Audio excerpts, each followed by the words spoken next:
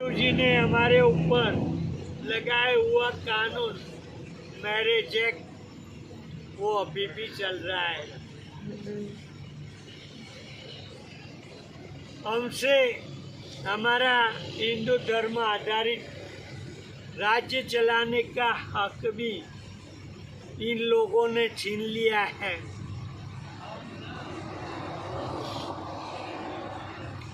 हमारी वेद की परंपरा और सांस्कृतिक परंपरा में जो हमारी नारियां माँ बहन बेटी पति को परमेश्वर मानती थी,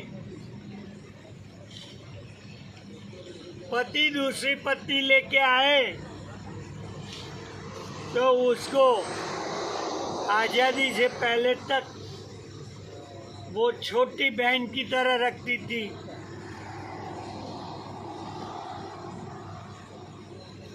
वो नारियों को गुमराह करने का कायदे कानून बना के एक नारी का जो कायदे कानून मैरिज के लिए थोपा गया है, तो वो हमारी जो जनसंख्या को कम करने के लिए ही यानी विश्व में जब दूसरे धर्मों की जनसंख्या बढ़ती है तो हमें पूर्ण जागरूक होने की ज़रूरत है। जो विधर्मियों लव जिहाद जैसे आपराधिक नीतियाँ अपनाते हुए हमारा समाज को तोड़ने का काम करते हैं, वही संविधान और लोकतंत्र के नाम कायदे कानून चलते हैं, तो वो सरासर बिल्कुल गलत है। हमारा हक छीन लिया है। जो सिंह पर 4-5 सिंहन होती है तो हम भी हमारी बाहों में ताकत है, इतनी पत्नियां रख सकते हैं, इतना बच्चा पैदा कर सकते हैं। आज आप युवा 25-30 साल तक आपका मैरिज नहीं होता है तो उसके जरिए एक सेक्सुअल हैरेसमेंट मानसिक त्रास जब से आपकी समझ आती है तब से मिलना चालू हो जाता है। तो बाल हक को इन लोगों ने मैरिज एक्ट के नाम जो छीना है।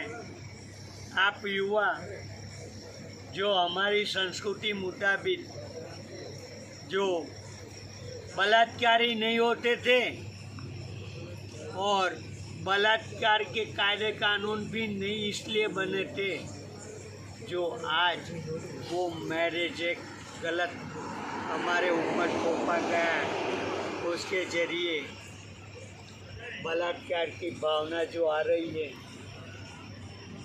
वो उस कायदे कानून के नीतियों की वजह से है। उल्टा हमारा हक के लिए हमें करने की ज़रूरत है। मानसिक विकृति और बालकों को त्रास देने वाला एक कायदे कानून है, जिसकी वजह से आज आप युवा सेक्सुअल हैरेसमेंट में, मानसिक तनाव में, स्वप्न दोष હર્ષ મેથ્યુન એના કારણે તમે પડે અને એના કારણે इरेक्शन प्रॉब्लम में અને નાઇટ બોલ ને ठीक है हमारे आप लोगों उस बीमारियों का शिकार हो चुके हो। હા સાચી વાત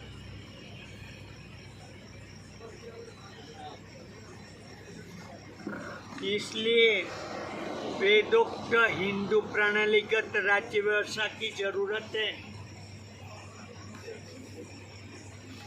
हमें हमारा हक मैरिज लाइफ का चाहिए, बाल काल से चाहिए। बाल विवाह होना जरूरी है। उन बीमारियों से निकलने के लिए जो हमारे में कभी भी बलात्कार नहीं होता था, हम जिस नारी का हाथ पकड़ के थे वो नारी को अपनी पत्नी के बल रूप में लाके 7 जन्मों तक उसका वादा निभाते थे। और हमारी पत्नियां जो एक पत्नी होती थी, पहली पत्नी, वो सभी का स्वीकार भी करती थी, सब साथ में रहते थे।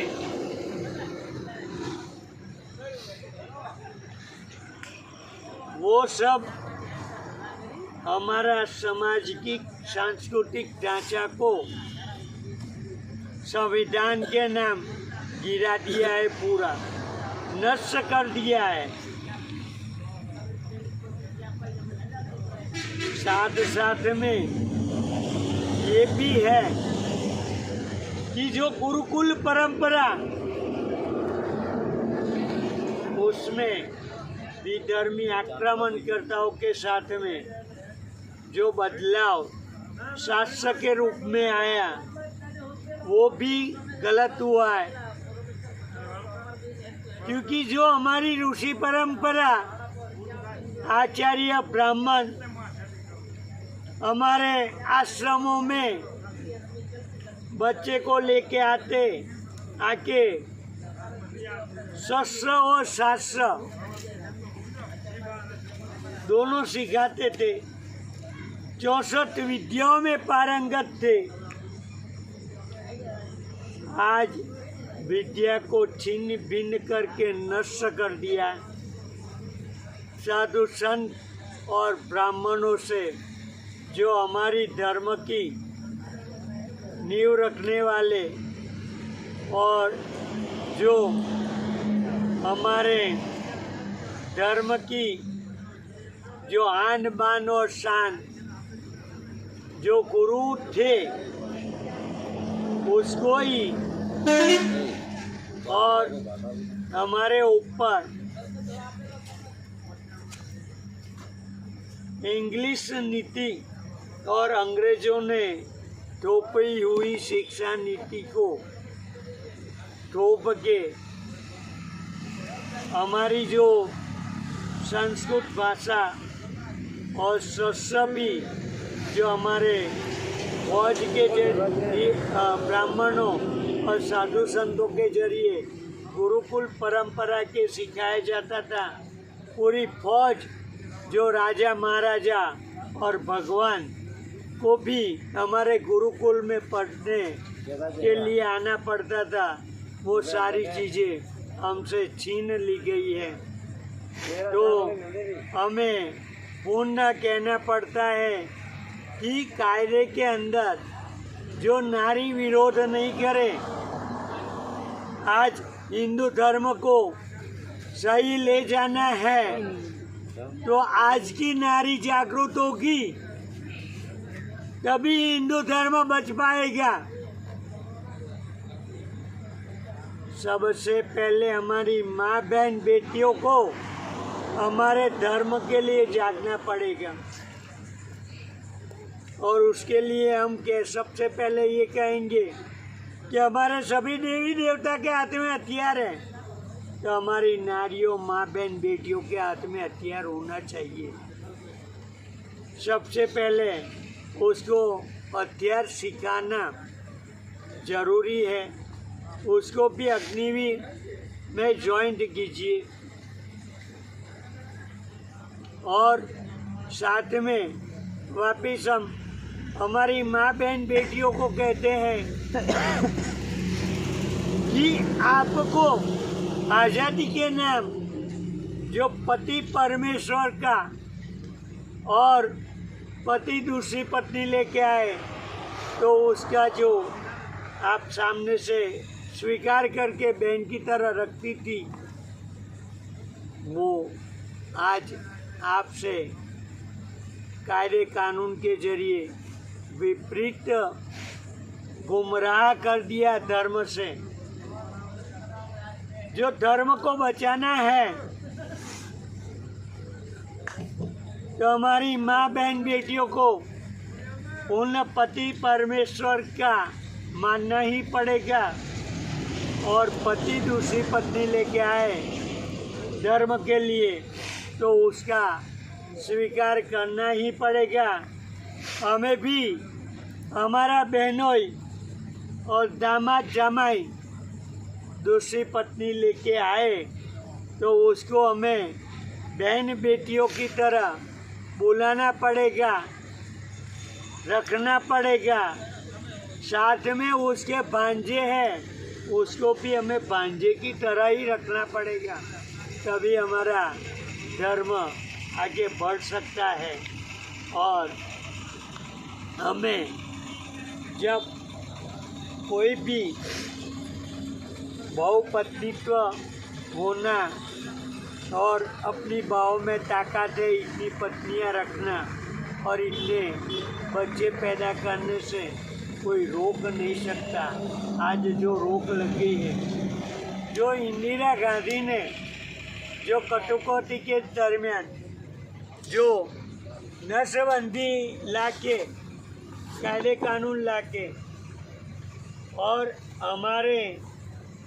हम दो हमारे दो के जो नारा लगा है उसी से और हमारे जो बाप दादा वड़वा आज़ादी के बाद में आज़ादी के नाम जो उन लोगों की मंशा को पहचान नहीं सका, इसलिए आप युवाओं को, बाल युवा को भगवा क्रांति करके आगे आना ही पड़ेगा। उसके लिए आप अग्निवीर ज्वाइन करके अत्याचारी बने, नारी को समझा के आप 2-4 पत्नियां करें, माँ बहन बेटियों को समझाए और जो भी वो आप कहते हैं कि हमें नहीं मिल रहा है, हाँ तो उसका कारण 1980 में जो इंदिरा गांधी ने कायदे बनाए और उसका स्वीकार हमारे बाप दादा ने किया, उसका फल स्वरूप है। बाकी वीर धर्मियों ने तो वो नारा स्वीकारा ही नहीं है और वीर धर्मी लोग अभी भी वो 2-4 पत्नियां करते हैं, 1 दर्जन 2 दर्जन बच्चे पैदा करते हैं। उसकी जनसंख्या बढ़ी है और हमारी जनसंख्या कम हुई है। तब हमें जागरूक होना ही पड़ेगा। हमें बाल लग्न प्रथा चालू करानी पड़ेगी, 2-4 पत्नियां करनी पड़ेगी या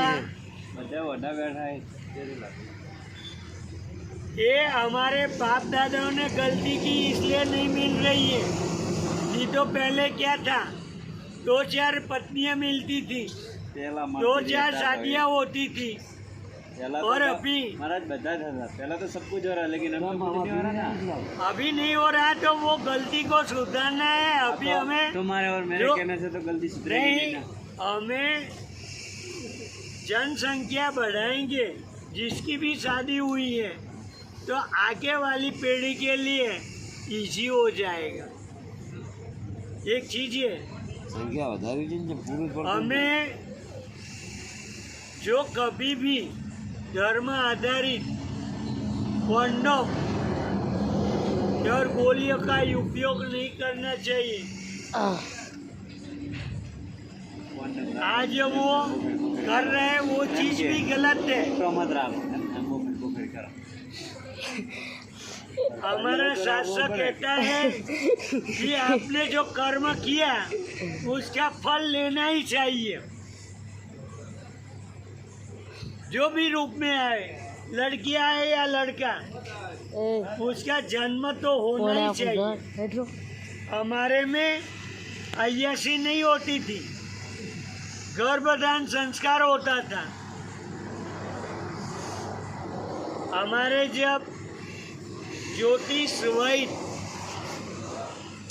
हमें गर्भधान संस्कार की ચલો ચલો समय देते थे तब हम एक कर्म करते थे કાપી દેજો जिससे राजा महाराजा जैसे हमें